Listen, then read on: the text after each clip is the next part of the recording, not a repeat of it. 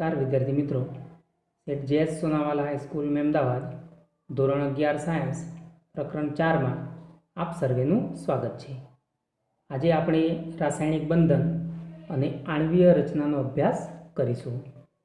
તો વૈજ્ઞાનિકો હંમેશા સતત નવા સંયોજનની શોધમાં અને તેમના વિશેની હકીકતો ક્રમિક રીતે ગોઠવવામાં, અસ્તિત્વ ધરાવતા પરંતુ હાલમાં પ્રાપ્ય ન થયા હોય એવા જુદા જુદા પ્રકારના તત્વોનું જ્ઞાન મેળવવા માટેના અને એ જ્ઞાન મેળવવા માટે એમાંથી અવલોકિત થતી જે નવી નવી હકીકતો છે એ અને એના સિદ્ધાંતોને પ્રતિપાદિત કરવા માટે સતત પ્રયત્ન કરી રહ્યા છે। આપણે આના અગાઉના ચેપ્ટરમાં જોયું કે શોધાયેલા 118 તત્વો પૈકી મોટાભાગના તત્વો કુદરતી રીતે મળી આવે છે, પણ અન્ય જે તત્વો છે જે કૃત્રિમ રીતે પ્રયોગશાળામાં નિર્મિત કરવામાં આવે છે। તો દ્રવ્ય એ એક અથવા જુદા જુદા પ્રકારના તત્વોનું બનેલું હોય છે। જો કોઈ એક તત્વનો પરમાણુ હોય તો એમાં એક જ પ્રકારના તત્વના પરમાણુઓ જોવા મળશે, પણ કોઈ સંયોજન હોય તો એક કરતાં વધારે તત્વના પરમાણુ એમાં જોવા મળી શકે છે। આપણે સામાન્ય પરિસ્થિતિમાં જોઈએ છીએ તો ઉમદા વાયુ સિવાયના મોટાભાગના જે તત્વો છે એ તત્વો કુદરતમાં સ્વતંત્ર રીતે અસ્તિત્વ ધરાવતા નથી, કારણ કે એમની અષ્ટક રચના પૂર્ણ ન હોવાને કારણે એ અન્ય કોઈ તત્વ સાથે સંયોજાય અને સંયોજન સ્વરૂપમાં પોતાની અષ્ટક રચના પૂર્ણ કરેલી અવસ્થામાં જ જોવા મળે છે। આમ છતાં પણ પરમાણુનો અમુક સમૂહ એવો છે કે જે સ્વતંત્ર અસ્તિત્વ ધરાવે છે અને ચોક્કસ પ્રકારના લાક્ષણિકતા ધરાવતી સ્પીસીઝમાં નિર્માણ પામે છે, જેને આપણે અણુ તરીકે ઓળખી શકીએ છીએ। એટલે જુદી જુદી રાસાયણિક સ્પીસીઝમાં જુદા જુદા ઘટકો એટલે કે પરમાણુઓ, અણુઓ કે આયનોને એકબીજા સાથે જકડી રાખતું એક આકર્ષણ બળ છે એને રાસાયણિક બંધન તરીકે ઓળખવામાં આવે છે। હવે રાસાયણિક સંયોજનોની રચના જુદા જુદા તત્વો માટે જુદી જુદી રીતે સંયોગીકરણના પરિણામ રૂપે હોય છે, અને એના માટે આપણે અગાઉના વર્ષોમાં પણ વિઘટન, વિસ્થાપન, યોગશીલ એમ જુદી જુદી પ્રક્રિયાઓ શીખી ગયા છીએ। તો આવું કેમ બને છે કે અમુક ચોક્કસ સંયોજનો જ શક્ય બને છે, અમુક ચોક્કસ પરમાણુઓ જ એકબીજા સાથે સંયોજાય છે અને એ જ પરમાણુ સાથે અન્ય પરમાણુઓ સંયોજી શકાતા નથી? તો એના માટે કોસેલ અને લુઈસને એક અભિગમ આપ્યો, જેમાં સંયોજકતા કોષના ઇલેક્ટ્રોન વચ્ચે જોવા મળતું યુગ્મ અપાકર્ષણ, જેને આપણે VSPR સિદ્ધાંત, અને બીજું છે સંયોજકતા બંધન, જેને વેલેન્સ બોન્ડ એટલે કે સંયોજકતા બંધન સિદ્ધાંત, અને ત્રીજું છે આણ્વીય કક્ષક, મોલેક્યુલર ઓર્બિટલ વાદ તરીકે ઓળખીએ છીએ। જે તત્વો એકબીજા સાથે જોડાય છે એ તત્વો એકબીજા સાથે જોડાયા પછી એમની પોતાની તત્વ અવસ્થામાં જોવા મળતી સ્થાયીતા કરતાં વધુ ઉચ્ચ સ્થાયીતા પ્રાપ્ત કરે છે। તો આ પાઠમાં મિત્રો આપણે એ જુદા જુદા પ્રકારના અભિગમ કે વાદ અને એ વાદને આધારે તત્વો એકબીજા સાથે જોડાય અને સંયોજન અવસ્થામાં સ્થાયીતા કઈ રીતે પ્રાપ્ત કરે છે એની પૂર્ણ માહિતી મેળવીશું। તો સૌ પ્રથમ છે રાસાયણિક બંધન માટેનો કોસેલ અને લુઈસનો અભિગમ। તો ઇલેક્ટ્રોનના સંદર્ભમાં આપણે જોયું છે કે રાસાયણિક બંધનની જે રચના છે એ રચના સમજાવવા માટે જુદા જુદા ઘણા વૈજ્ઞાનિકોએ પ્રયત્ન કર્યા, પરંતુ સૌથી સંતોષકારક પ્રયત્ન ઈસવીસન 1916માં કોસેલ અને લુઈસ નામના વૈજ્ઞાનિકોએ આપ્યો, અને એમને જે સમજણ આપી એ સમજણ પ્રમાણે લુઈસે પરમાણુને એક ધનભાર ધરાવતા કરને એટલે કે કેન્દ્ર અને કેન્દ્રની આસપાસ જોવા મળતો બીજો ખાલી અવકાશ તરીકે એને ધાર્યા। હવે એને જે ખાલી અવકાશ નક્કી કર્યો એ ખાલી અવકાશમાં વધુમાં વધુ 8 ઇલેક્ટ્રોન કોઈ એક કોષની અંદર સમાઈ શકે। હવે 8 ઇલેક્ટ્રોન કર્નેલની આસપાસ, હવે આપણે એને સમઘન તરીકે ધારી લઈએ તો સમઘનમાં કેટલા ખૂણા જોવા મળે છે? કુલ 8। તો આપણા જે ઇલેક્ટ્રોન છે સમઘનના 8 ખૂણાઓ પર ગોઠવાય છે। આમ આપણે ઉદાહરણ તરીકે જોઈએ તો સોડિયમનો બાહ્ય કક્ષાનો જે ઇલેક્ટ્રોન છે એ સમઘનના કોઈ એક ખૂણા પર ગોઠવાશે। હવે આ કર્નેલની અંદર આપણે આંતરિક જે કક્ષાઓ છે એ આંતરિક કક્ષાઓની ચર્ચા કરવાની નથી. ફક્ત ને ફક્ત બાહ્યતમ કક્ષામાં રહેલા જે ઇલેક્ટ્રોન છે એ ઇલેક્ટ્રોન પર જ આપણે ધ્યાન આપવાનું છે. તો ઇલેક્ટ્રોનનું આ જે અષ્ટક છે એ વિશિષ્ટ રીતે ઇલેક્ટ્રોનીય ગોઠવણી દ્વારા સ્થાયી થયેલું હોય છે. લુઈસે એ પણ દર્શાવ્યું કે પરમાણુ જ્યારે રાસાયણિક બંધનથી જોડાય છે ત્યારે સ્થાયી અષ્ટક પ્રાપ્ત કરે છે. અને આપણે ગયા ચેપ્ટરમાં પણ OF2 અને Na2O જેવા ઉદાહરણ જોયા હતા કે જેમાં દરેક પરમાણુ પોતાની આસપાસ અષ્ટક રચના પૂર્ણ કરેલી અવસ્થામાં હોય છે. અહીં આપણે ઉદાહરણ જોઈએ છે કે સોડિયમ અને ક્લોરિન છે એ સોડિયમ હંમેશા ધન આયન બનવાની એટલે કે એક ઇલેક્ટ્રોન મુક્ત કરવાની વૃત્તિ ધરાવે છે. હવે એનો જે મુક્ત થયેલો ઇલેક્ટ્રોન છે એ જ ઇલેક્ટ્રોન Cl પોતે એટલે કે ક્લોરિન પોતે એ ઇલેક્ટ્રોન મેળવશે એટલે ક્લોરિન બનશે ઋણાયન. હવે જુઓ સોડિયમની પરમાણુ રચનામાંથી એક ઇલેક્ટ્રોન જાય એટલે હવે એની જે અંદરની કક્ષક છે એ બાહ્યતમ કક્ષા બનશે અને એમાં 8 ઇલેક્ટ્રોન પૂરતા હશે. એ જ રીતે ક્લોરિન સોડિયમ પાસેથી મુક્ત થયેલો એક ઇલેક્ટ્રોન મેળવશે એટલે એની જે બાહ્યતમ કક્ષામાં 7 ઇલેક્ટ્રોન હતા એની જગ્યાએ હવે 8 ઇલેક્ટ્રોન જોવા મળશે. એ જ રીતે આપણે ક્લોરિનના 2 પરમાણુ દ્વારા રચાતો અણુ Cl2, હાઇડ્રોજન દ્વારા રચાતો અણુ H2 અને ફ્લોરિન દ્વારા રચાતું જે અણુ છે F2 વગેરેમાં પણ બીજા અણુઓમાં બંધ પરમાણુના ઇલેક્ટ્રોન યુગ્મની ભાગીદારી બને છે અને આ ભાગીદારી દ્વારા ઇલેક્ટ્રોનનું સ્થાયી બાહ્ય અષ્ટક આપણને પ્રાપ્ત થાય છે. ક્લોરિનના પરમાણુમાં એક ઇલેક્ટ્રોન ખૂટે છે, બીજા ક્લોરિનના પરમાણુમાં પણ એક ઇલેક્ટ્રોન ખૂટતો હશે એટલે બંને પોતપોતાનો એક ઇલેક્ટ્રોન ભાગીદારીમાં મૂકશે એટલે ભાગીદારીમાં મુકાયેલો જે ઇલેક્ટ્રોન છે એ ઇલેક્ટ્રોન બંને માટેનો હશે. એ રીતે બંને ક્લોરિન પોતાની અષ્ટક રચના પૂર્ણ કરી લેશે. હવે અષ્ટક રચના દ્વારા દર્શાવાતી જે લુઈસની સંજ્ઞાઓ છે એના વિશે આપણે જોઈએ. તો અણુની રચનામાં માત્ર બાહ્ય કોષના ઇલેક્ટ્રોન રાસાયણિક બંધનમાં ભાગ લે છે. અંદરની જે આંતરિક કક્ષાઓ છે એ કક્ષાઓ કોઈ દિવસ બંધનમાં ભાગ લેતી નથી. ફક્ત બાહ્યતમ કક્ષા જેને આપણે સંયોજકતા કોષ તરીકે ઓળખીએ છીએ એ સંયોજકતા કોષમાં રહેલા ઇલેક્ટ્રોન જ આ બંધનમાં ભાગ લેતા જોવા મળે છે. અંદરના કોષના જે ઇલેક્ટ્રોન છે એ સંરક્ષિત હોય છે અને સામાન્ય રીતે આ જુદા જુદા પ્રકારની સંયોગીકરણ પ્રક્રિયામાં એ સમાવિષ્ટ થતા નથી.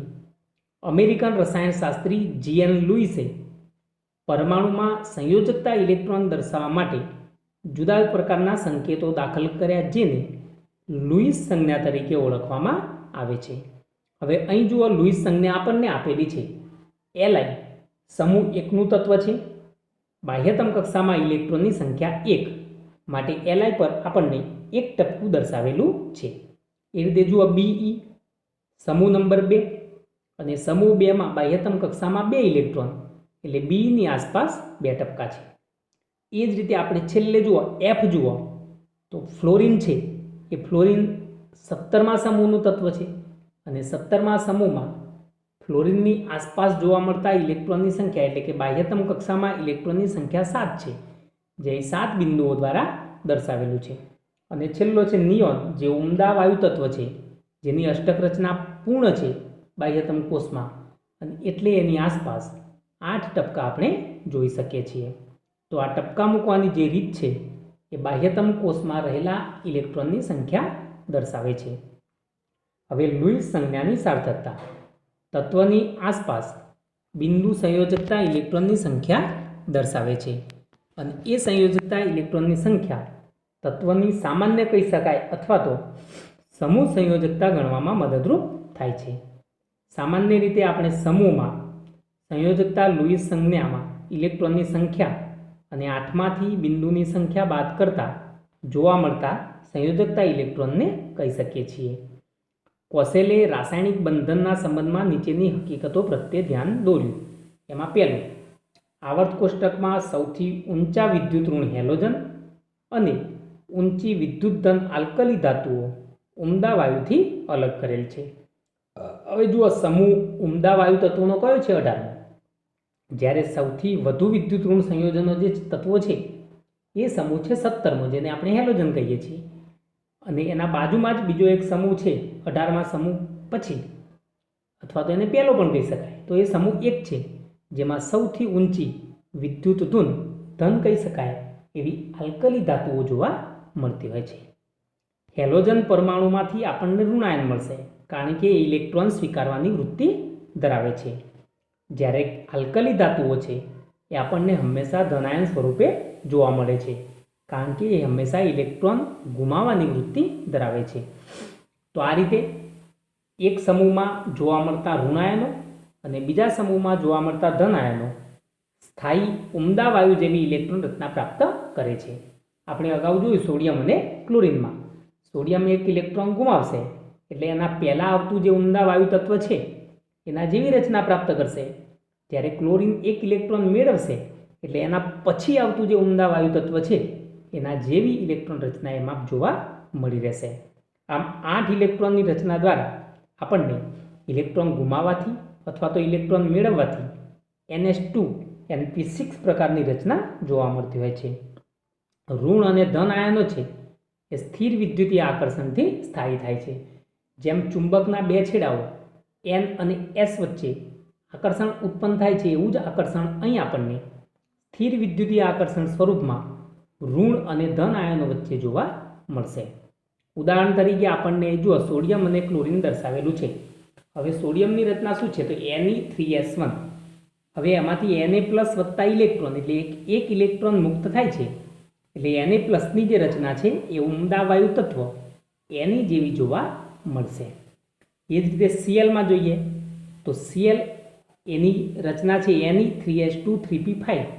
હવે એક ઇલેક્ટ્રોન એમાં ઉમેરાય છે એટલે એની રચના થશે Cl- માટે Ne3S2 3p6 અથવા તો Ar એટલે કે આર્ગોન જેવા ઉમદા વાયુ તત્વની રચના Cl- ઋણાયનમાં જોવા મળશે. એ જ પ્રમાણે બીજું ઉદાહરણ છે CaF2નું. CaF2માં આપણે જોઈએ છીએ કે Ca+2 વત્તા 2 ઇલેક્ટ્રોન. હવે Caની રચના છે Ar4s2. 2 ઇલેક્ટ્રોન દૂર થશે 4sમાં રહેલા એટલે Ca+2માં રચના થશે Ar આર્ગોન ઉમદા વાયુ તત્વની. એ જ રીતે F વત્તા ઇલેક્ટ્રોન છે. હવે Fની રચના જોઈએ તો He2s2 2p5 છે. એમાંથી F- બને એટલે He2s2 2p5ની જગ્યાએ 2p6 બનશે, અથવા તો એની રચના ઉમદા વાયુ તત્વ એની જેવી આપણને જોવા મળશે. આમ ધન આયન અને ઋણાયન વચ્ચે સ્થિર વિદ્યુતીય આકર્ષણના પરિણામે આપણને વિદ્યુત સહસંયોજક બંધ જોવા મળી રહે છે. આમ વિદ્યુત સંયોજકતા એ આયન પરના એકમ ભારની સંખ્યા છે. આયન પરનો એકમ ભાર એટલે સોડિયમ માટે +1 છે, જ્યારે Cl માટે -1 છે. આમ ધન કેલ્શિયમની વિદ્યુત સંયોજકતા છે એ 2 વડે દર્શાવાય છે, કારણ કે Ca+2 છે, જ્યારે ફ્લોરિનની ઋણ વિદ્યુત સંયોજકતા છે એ 1 તરીકે નિર્દેશિત થાય છે F- સ્વરૂપમાં. હવે કોશેલે કેટલીક અભિધારણાઓ ઇલેક્ટ્રોનના હેરફેર વડે આયનની રચનાને અને આયનની સ્ફટિકમય સંયોજનો અંગેનો આધુનિક ખ્યાલ પૂરો પાડે છે. એટલે કોશેલે જે રચનાઓ આપણને દર્શાવી એ રચના દ્વારા આપણે એ જાણી શકીએ કે બાહ્યતમ કક્ષામાં કેટલા ઇલેક્ટ્રોન છે, હવે કેટલા ઇલેક્ટ્રોન જરૂરી છે એટલે કે ખૂટે છે અથવા તો એને દૂર કરવાના છે.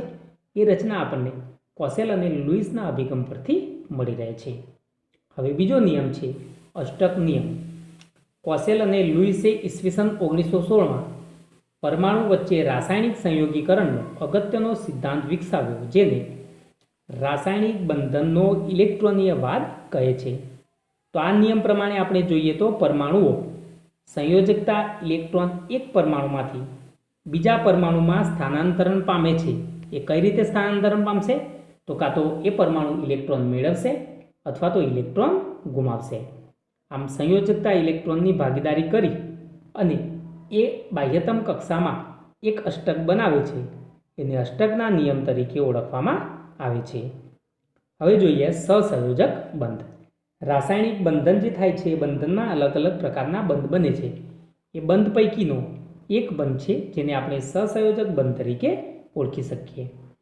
લેંગમ્યુરે ઈસવીસન 1919માં લુઈસની ધારણામાં સુધારો સૂચ્યો અને એની સ્થાયી સમગનીય રચનાને ફગાવી દીધી. લુઈસે શું કર્યું હતું? એક કર્નેલ ધાર્યો અને કર્નેલને એને સમઘનની સાથે સરખાવ્યો, પણ લેંગમ્યુરે એ કર્નેલની રચનાને ફગાવી દીધી અને એને બદલે એને નવો એક શબ્દ દાખલ કર્યો જેને સહસંયોજક બંધ તરીકે ઓળખવામાં આવ્યો. લુઈસ લેંગમ્યુર સિદ્ધાંત Cl2 અણુની રચનાથી સમજાવી શકાય. હવે જો આપણને ક્લોરીનની રચના આપેલી છે. ક્લોરીનની રચના શું થશે? ઇલેક્ટ્રોન રચના તો Ne3H2 3p5, એટલે કે ક્લોરીનની બાહ્યતમ કક્ષામાં એના પછી આવતું જે ઉમદા વાયુ તત્વ છે આર્ગોન, એના કરતાં એક ઇલેક્ટ્રોન ઓછો છે. એટલે Cl2 અણુની રચના સમજાવવા માટે ક્લોરીન પરમાણુ એ ઇલેક્ટ્રોન યુગ્મની ભાગીદારી કરશે. હવે દરેક ક્લોરીન પરમાણુ શું કરશે? પોતાનો એક એક ઇલેક્ટ્રોન ભાગીદારીમાં આપશે અને ભાગીદારી દ્વારા એક ઇલેક્ટ્રોન, જે ભાગીદારીમાં મૂકેલો ઇલેક્ટ્રોન છે એ ઇલેક્ટ્રોન બંને ક્લોરીન માટે સહિયારો ગણાશે. જો મિત્રો અહીં નીચે આકૃતિ પરથી આપણે સ્પષ્ટપણે જોઈ શકીશું. પહેલો એક Cl પરમાણુ આપ્યું છે, એની આસપાસ કેટલા ટપકા છે? 7, જે 7 ઇલેક્ટ્રોન દર્શાવે છે. બીજા Cl પાસે પણ એવા 7 ટપકા છે. હવે જો મિત્રો બીજી જે આકૃતિ દર્શાવેલી છે જેમાં ભૂરા રંગની લીટી દ્વારા ક્લોરીન પરમાણુને એકબીજા સાથે દર્શાવવામાં આવેલા છે, એમાં દરેક ક્લોરીન પરમાણુ પાસે 6 ઇલેક્ટ્રોન છે અને વધારાનો એક 7મો ઇલેક્ટ્રોન હતો એમને શું કર્યું? ભાગીદારીમાં મૂક્યો. હવે તમે અગાઉ ગણ પરિચયમાં શીખ્યા છો યોગગણ અને છેદગણ, તો અહીં યોગગણની રચના દર્શાવેલી હોય એવી આકૃતિ છે. એક ક્લોરીન પરમાણુ લઈ લો અને એ ક્લોરીન પરમાણુની આસપાસ જે ભૂરું રાઉન્ડ છે એ ભૂરું રાઉન્ડ જોઈ લો. ભૂરા રાઉન્ડમાં કુલ કેટલા ટપકા છે ગણી લો. કેટલા થયા? 8. તો એક ક્લોરીન માટેની રચના પૂર્ણ થઈ ગઈ. હવે એ રીતે બીજાનું ભૂરું રાઉન્ડ ગણી લો, તો એ ભૂરા રાઉન્ડમાં પણ પેલા મધ્યના 2 ઇલેક્ટ્રોન ગણતા કુલ કેટલા ઇલેક્ટ્રોન મળશે? 8 ઇલેક્ટ્રોન. આમ એક Cl પરમાણુ બીજા Cl પરમાણુ સાથે જોડાય ત્યારે Cl2 સ્વરૂપમાં એ પોતાની અષ્ટક રચના પૂર્ણ કરી દે છે. તો બિંદુઓ ઇલેક્ટ્રોન દર્શાવે છે, જેને લુઈસ રચના તરીકે ઓળખવામાં આવે છે. હવે બીજા અણુઓ માટે પણ આપણે લુઈસની રચના દર્શાવી શકીએ અને એના માટેની કેટલીક શરતો અહીં આપેલી છે. એ શરતો આપણે જોઈએ. જો એ શરતોમાં પહેલું છે કે દરેક બંધ પરમાણુઓ વચ્ચે ઇલેક્ટ્રોન ભાગીદારીનું પરિણામ છે. એક એક ઇલેક્ટ્રોનની ભાગીદારી થઈ તો કેટલા બંધ બનશે? એક બંધ. બે ઇલેક્ટ્રોનની ભાગીદારી થાય તો કેટલા બંધ બને? 2. 3 ઇલેક્ટ્રોનની ભાગીદારી થાય તો બનતા બંધની સંખ્યા કેટલી હશે? 3 હશે. દરેક સંયોજાતો પરમાણુ ભાગીદારી યુગ્મને ઓછામાં ઓછો એક ઇલેક્ટ્રોન આપે છે. ભાગીદારી થવા માટે ઓછામાં ઓછો એક ઇલેક્ટ્રોન આપવો જરૂરી છે. પછી 2 ઇલેક્ટ્રોન પણ આપી શકે, 3 ઇલેક્ટ્રોન પણ આપી શકે. હવે ઇલેક્ટ્રોનની ભાગીદારીના પરિણામે સંયોજતા પરમાણુની બાહ્યકોષ ઉમદા વાયુ જેવી રચના પ્રાપ્ત કરી લેશે. એટલે ક્લોરીન પછી આવતું જે વાયુ તત્વ છે આર્ગોન છે, તો આર્ગોન જેવી રચના બંને ક્લોરીનના પરમાણુઓમાં આપણને જોવા મળશે. જો અહીં પાણી અને કાર્બન ટેટ્રાક્લોરાઇડમાં પણ સહસંયોજક બંધની ભાગીદારી આપેલી છે. હાઇડ્રોજન છે એના નજીકના ઉમદા વાયુ તત્વ હિલિયમ જેવી રચના પ્રાપ્ત કરવા કેટલા ઇલેક્ટ્રોન જોશે? 2. એ જ રીતે ઓક્સિજન, એની પાસે 6 ઇલેક્ટ્રોન છે, પણ ઓક્સિજન પછી આવતું જે ઉમદા વાયુ તત્વ છે નિયોન, એવી રચના પ્રાપ્ત કરવા માટે એને કેટલા ઇલેક્ટ્રોન જોઈશે? 2. તો ઓક્સિજન પોતે 2 ઇલેક્ટ્રોન ભાગીદારીમાં મૂકશે, એક આ બાજુના હાઇડ્રોજન માટે અને બીજું આ બાજુના હાઇડ્રોજન માટે. એમ બંને હાઇડ્રોજન પણ પોતપોતાનો એક એક ઇલેક્ટ્રોન ભાગીદારીમાં મૂકશે, એટલે હાઇડ્રોજનને કુલ ઇલેક્ટ્રોન મળી જશે 2, હિલિયમ જેવી રચના થઈ જશે. અને ઓક્સિજનને કુલ ઇલેક્ટ્રોનની સંખ્યા આપણે વચ્ચે રાઉન્ડમાં જોઈ શકીએ છીએ, 8 મળી જશે. એટલે ઓક્સિજન પણ એના પછી આવતા નિયોન જેવી રચના પ્રાપ્ત કરી લેશે. એ જ રીતે અહીં જુઓ કાર્બન ટેટ્રાક્લોરાઇડમાં કાર્બનની આસપાસ ઇલેક્ટ્રોનની સંખ્યા કેટલી? તો 4. ક્લોરીનની બાહ્યતમ કક્ષામાં ઇલેક્ટ્રોનની સંખ્યા 7, એટલે એક ક્લોરીન પરમાણુને 1 ઇલેક્ટ્રોન જોઈએ છે, 4 ક્લોરીન પરમાણુને 4 ઇલેક્ટ્રોન જોઈશે. એટલે કાર્બનને પણ પોતાને 4 ઇલેક્ટ્રોન જોઈએ છે, એટલે જે 4 ક્લોરીન પરમાણુ છે એ દરેક પાસેથી એક એક ઇલેક્ટ્રોને મેળવશે. એમ કાર્બન અને 4 ક્લોરીન પરમાણુની અષ્ટક રચના પૂર્ણ થઈ જશે. આમ જ્યારે 2 પરમાણુ એક એક ઇલેક્ટ્રોનની ભાગીદારીથી યુગ્મ રચે છે તો તેને સહસંયોજકથી બંધથી જોડાયેલા છે એવું કહી શકાય. બધા અણુઓ પરમાણુઓ વચ્ચે આપણને બહુબંધ પણ મળે છે. બહુબંધની રચના આપણે દર્શાવી શકીએ કે જ્યારે બે પરમાણુ વચ્ચે એક કરતાં વધારે ઇલેક્ટ્રોન યુગ્મ બને છે ત્યારે એ ઇલેક્ટ્રોન યુગ્મની ભાગીદારી કરે, એટલે કે બે કરતાં વધારે ઇલેક્ટ્રોન યુગ્મની ભાગીદારી કરે તો રચાતા સહસંયોજક બંધને આપણે દ્વિબંધ તરીકે લઈ શકીએ. જો એ કાર્બન ડાયોક્સાઇડનું ઉદાહરણ આપેલું છે. કાર્બનની આસપાસ કેટલા પરમાણુઓ છે? 4. એટલે કાર્બનને 4 ઇલેક્ટ્રોન જોઈએ છે અને ઓક્સિજનને કેટલા ઇલેક્ટ્રોનની જરૂર હશે? એની બાહ્યતમ કક્ષામાં 6 છે એટલે 2ની જરૂર છે. તો એક ઓક્સિજન 2 પરમાણુ ભાગીદારીમાં મૂકશે, બીજો ઓક્સિજન 2 ઇલેક્ટ્રોન ભાગીદારીમાં મૂકશે અને કાર્બન પોતાના 4 ઇલેક્ટ્રોન મૂકશે. એટલે કુલ ઇલેક્ટ્રોનની સંખ્યા જુઓ, અહીં આપણને નાના રાઉન્ડમાં, મોટા રાઉન્ડની અંદર આપણે નાનું રાઉન્ડ જોઈ શકીએ છીએ. એમાં કુલ ઇલેક્ટ્રોનની સંખ્યા કેટલી થઈ? 4. એટલે ઇલેક્ટ્રોન યુગ્મ કેટલા થયા? 2. માટે કાર્બન અને ઓક્સિજન વચ્ચે દ્વિબંધની રચના જોવા મળશે. આમ CO2માં આપણને દ્વિબંધ જોવા મળશે.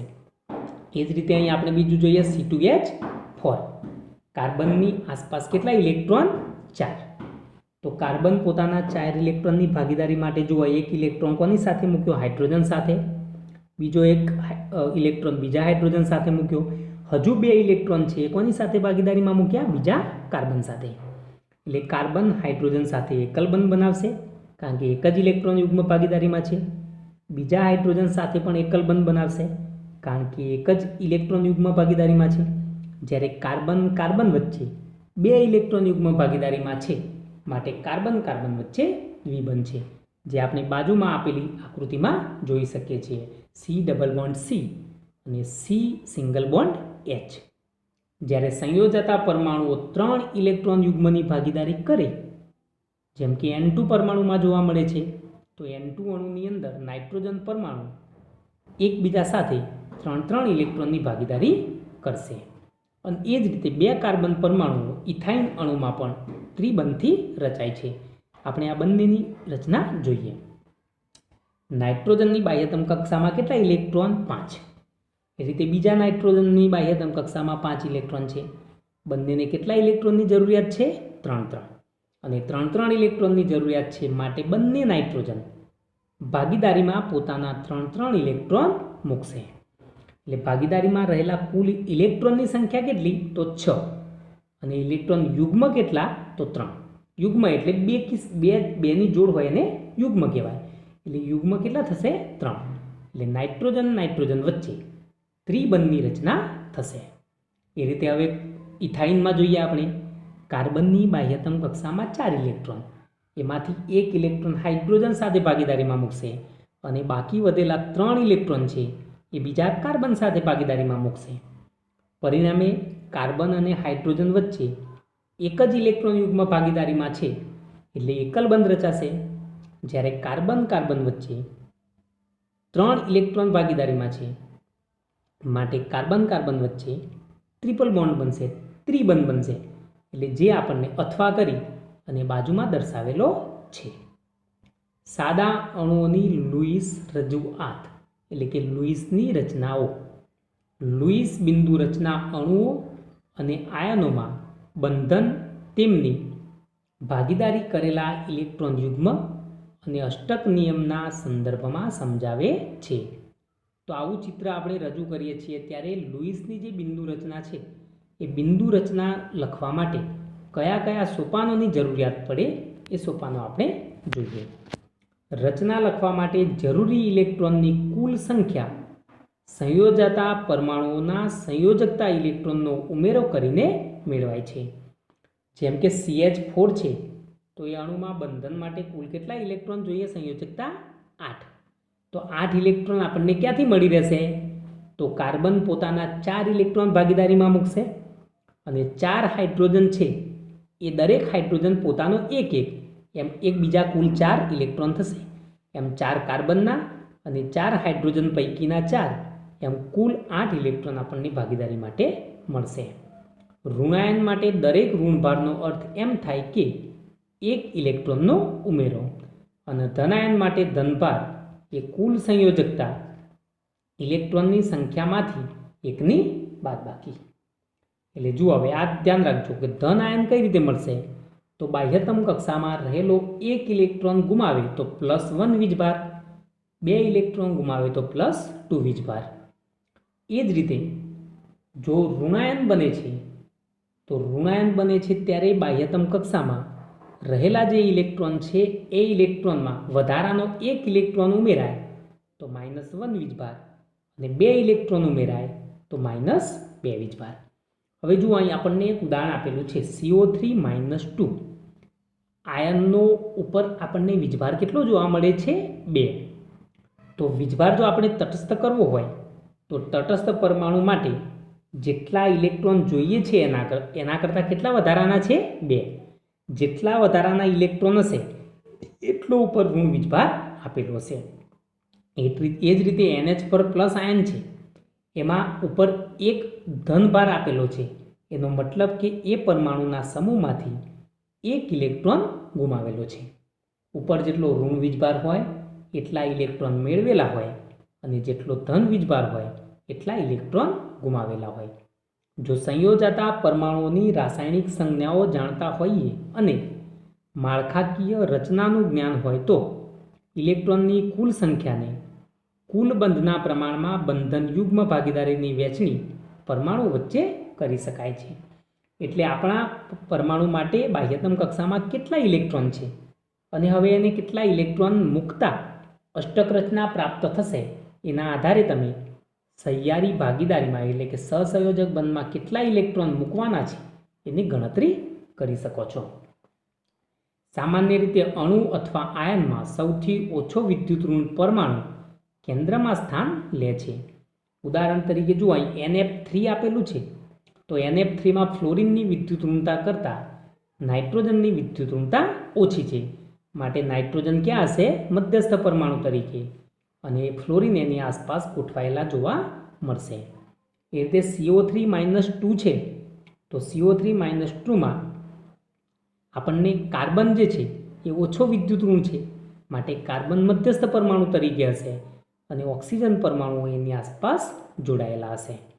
એટલે આ બંને ઉદાહરણમાં નાઇટ્રોજન અને કાર્બન છે એ મધ્યસ્થ અથવા તો કેન્દ્રીય પરમાણુ તરીકે છે અને ફ્લોરિન અને ઓક્સિજન એ છેડાના પરમાણુઓ તરીકે પ્રાપ્ત થશે. એકલ બંધની ઇલેક્ટ્રોન ભાગીદારીની જોડ માટે ગણતરી કર્યા પછી વધારાના ઇલેક્ટ્રોન યુગ્મ બહુબંધનમાં ઉપયોગમાં લેવાય છે અથવા એને અબંધકારક યુગ્મ તરીકે રહે છે. જો હવે ક્લોરિનની બાહ્યતમ કક્ષામાં 7 ઇલેક્ટ્રોન છે, 7માંથી ફક્ત એક જ ઇલેક્ટ્રોન ભાગીદારીમાં મૂકે એટલે કુલ એના 8 ઇલેક્ટ્રોન થઈ ગયા. તો 8 ઇલેક્ટ્રોન પૈકી 2 ઇલેક્ટ્રોન એવા છે કે જે ઇલેક્ટ્રોન યુગ્મ તરીકે ઓળખાશે અને એક એવું છે બંધકારક જે ક્લોરિનના બંધ માટે ગણતરીમાં લેવાય છે. બાકી ક્લોરિનના જે 6 ઇલેક્ટ્રોન એમને પડી રહ્યા જે આપણે બબે ટપકા સ્વરૂપે આગળ જોયા, તો 6 ઇલેક્ટ્રોન એટલે કેટલા યુગ્મ થયા? 3. તો એ 3 જે છે બંધમાં ભાગ લેતા નથી, માટે એને આપણે અબંધકારક ઇલેક્ટ્રોન યુગ્મ કહીશું. તો અહીં આપણને અમુક તત્વોની લુઈસ રચના આપેલી છે એ મિત્રો આપણે જોઈ લઈશું. ચલો હવે CO અણુની લુઈસ બિંદુ રચના લખો. તો એમાં પહેલું છે સોપાન 1, કાર્બન અને ઓક્સિજન પરમાણુના કુલ સંયોજકતા ઇલેક્ટ્રોન ગણો. હવે કાર્બન અને ઓક્સિજન માટે કુલ સંયોજકતા ઇલેક્ટ્રોન કેટલા થશે? તો કાર્બનની બાહ્યતમ કક્ષામાં ઇલેક્ટ્રોનની સંખ્યા છે 4, કારણ કે એની રચના શું છે? 2s2 2p2. અને ઓક્સિજનમાં બાહ્યતમ કક્ષામાં ઇલેક્ટ્રોનની સંખ્યા છે 6, 2s2 2p4. એટલે આપણને બંનેના કુલ ભેગા ઇલેક્ટ્રોન કેટલા મળશે? 4 + 6 = 10. હવે સોપાન 2 જોઈએ તો COની માળખાકીય રચનામાં CO તરીકે એને લખી શકાય. હવે C અને O વચ્ચે એકલ બંધ દોરો અને O ઉપર અષ્ટક પૂર્ણ કરો. બાકીના 2 ઇલેક્ટ્રોન C પરનું બંધકારક અબંધકારક યુગ્મ છે. જો અહીં દર્શાવેલું છે કાર્બનને કેટલા ઇલેક્ટ્રોનની જરૂરિયાત છે? 4. કાર્બનને ઇલેક્ટ્રોનની જરૂરિયાત કેટલી છે? 4ની. અને ઓક્સિજનને કેટલા ઇલેક્ટ્રોનની જરૂરિયાત છે? ઓક્સિજનને કેટલા ઇલેક્ટ્રોનની જરૂરિયાત છે? તો 2ની. તો આ જે આપણને રચના આપેલી છે એમાં જો ઓક્સિજનની રચના પૂર્ણ થઈ જાય છે, બંને પોતાનો એક એક ઇલેક્ટ્રોન ભાગીદારીમાં મૂકે અથવા તો બંને ભાગીદારીમાં આવતા જે ઇલેક્ટ્રોન છે એ આપણે કાર્બનના લઈ લઈએ તો શું થશે? ઓક્સિજનની અષ્ટક રચના પૂર્ણ થઈ જશે, પણ કાર્બનની અષ્ટક રચના પૂર્ણ થતી નથી. આમ કાર્બન પર અષ્ટક પૂર્ણ થતું નથી અને તેથી સી અને ઓ પરમાણુ વચ્ચે બહુબંધનો સહારો આપણે લેવો પડશે. એટલે એકલ બંધથી અષ્ટક રચના પૂર્ણ થતી નથી, માટે આપણે બહુબંધ ત્યાં બનાવવો પડશે. અને આ પ્રમાણે કરવાથી પરમાણુઓ માટેના અષ્ટક નિયમોની શરતોને સંતોષી શકાશે. અને એટલે આપણને જુઓ અહીં આપેલું છે સી ટ્રિપલ બોન્ડ ઓ.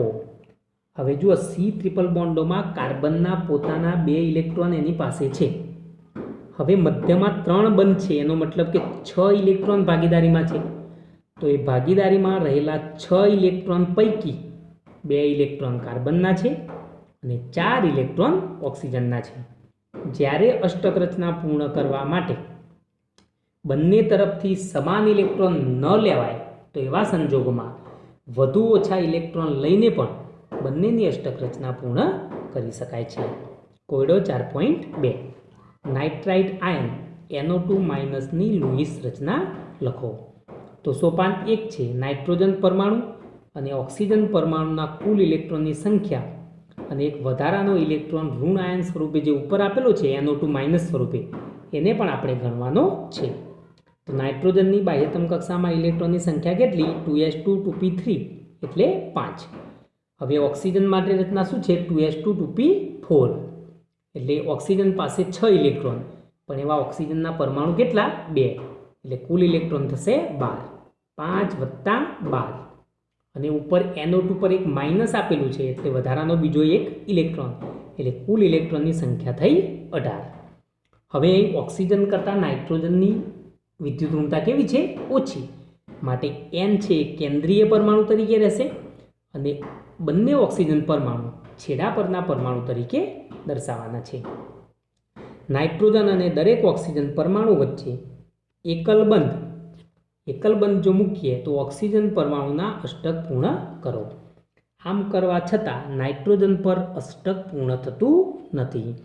જો ઓક્સિજન પાસે 6 ઇલેક્ટ્રોન હતા, હવે નાઇટ્રોજન પાસે રહેલા જે ઇલેક્ટ્રોન છે એ ઇલેક્ટ્રોન 5 હતા અને વધારાનો ઉપર માઇનસ સ્વરૂપે જે ઇલેક્ટ્રોન છે એ ઇલેક્ટ્રોન આપણે નાઇટ્રોજનની પાસે મૂક્યો, એટલે ઓક્સિજન માટે જુઓ 2 ઇલેક્ટ્રોન આ બાજુના ઓક્સિજન માટે ભાગીદારીમાં મળ્યા અને આ બાજુના ઓક્સિજન માટે 2 ઇલેક્ટ્રોન ભાગીદારીમાં મળ્યા, એટલે બંને ઓક્સિજનની રચના કેવી થઈ જાય? પૂર્ણ થઈ જાય. પણ નાઇટ્રોજનની અષ્ટક રચના પૂર્ણ થતી નથી. આથી આપણે નાઇટ્રોજન અને ગમે તે એક ઓક્સિજન વચ્ચે બહુબંધનો સહારો લેવો પડશે. અને બહુબંધ માટે જુઓ હવે ઇલેક્ટ્રોન ક્યાંથી પ્રાપ્ત થાય છે? તો ઓક્સિજન પાસે રહેલું એક અબંધકારક ઇલેક્ટ્રોન યુગ્મ છે. જો ઉપરની આકૃતિમાં જુઓ 2 2 4 2 6 6 ઇલેક્ટ્રોન ઓક્સિજન પર દર્શાવેલા છે. એની જગ્યાએ નીચેની આકૃતિમાં શું કર્યું? ઓક્સિજન પર ઇલેક્ટ્રોનની સંખ્યા ઘટાડી અને 4 કરી દીધી. હવે દરેકની અષ્ટક રચના પૂર્ણ થયેલી જોવા મળી રહે છે.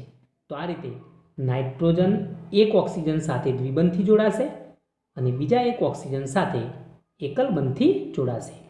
અને NO2- હતું એટલે રચના પૂર્ણ કર્યા પછી આકૃતિને મોટા બ્રેકેટમાં મૂકી અને ઉપર આપણે ઋણાયનની નિશાની દર્શાવીશું. તો આજે મિત્રો આટલું જ. હવે વધારાનો અભ્યાસ નિયમનિષ્ઠ ભાર વિશે જે ભણવાનું છે એ આપણે અગાઉના લેક્ચરમાં શીખીશું. Thank you.